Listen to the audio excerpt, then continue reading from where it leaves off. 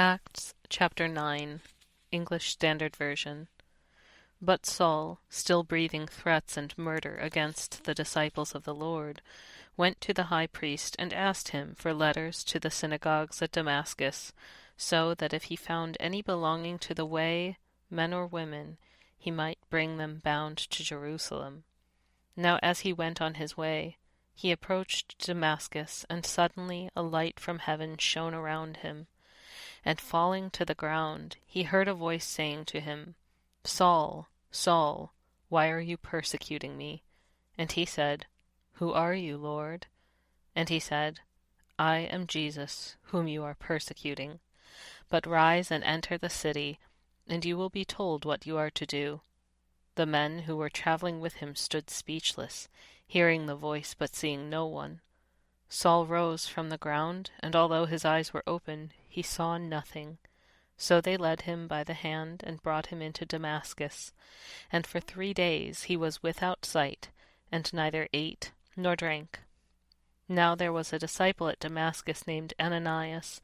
The Lord said to him in a vision, "Ananias." And he said, "Here I am, Lord." And the Lord said to him, "Rise and go to the street called Straight, and at the house of Judas look for a man of Tarsus named Saul, for behold, he is praying.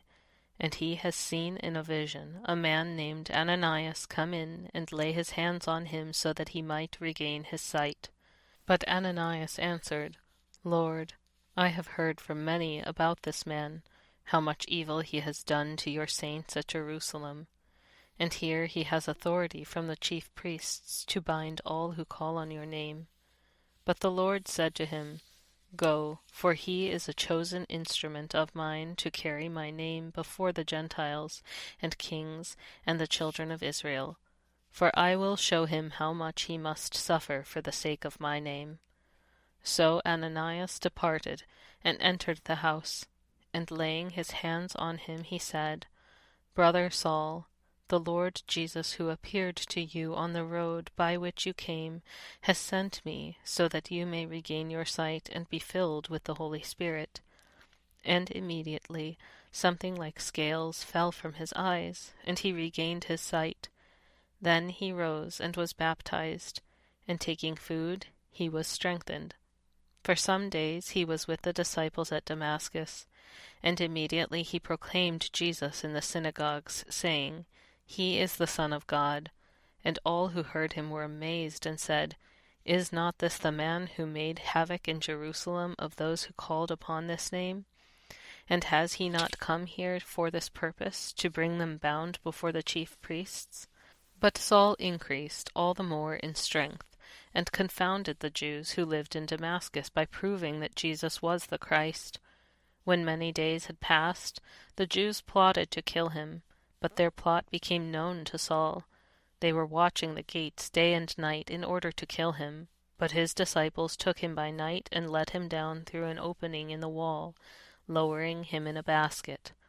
And when he had come to Jerusalem, he attempted to join the disciples, and they were all afraid of him, for they did not believe that he was a disciple.